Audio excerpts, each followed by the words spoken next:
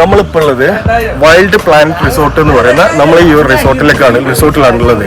ഈ റിസോർട്ട് സ്ഥിതി ചെയ്യുന്നത് പറഞ്ഞാൽ ബന്ദിപ്പൂറിനും അതേപോലെ തന്നെ മുതുമലൈ കാടിന്റെ പുറത്തായിട്ട് സ്ഥിതി ചെയ്യുന്ന ഒരു അടിപൊളി റിസോർട്ടാണ്.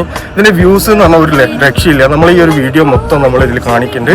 അപ്പൊ നിങ്ങൾ എല്ലാവരും കാണാം. പറഞ്ഞാൽ മതി, 3 മണിക്കാണ് റെയിൻ ഫോറസ്റ്റ് വാക്ക്. ഒരു കിളിമകളോട് വെറുതെ കഥ പറയുകയാണു മിഴികൾ.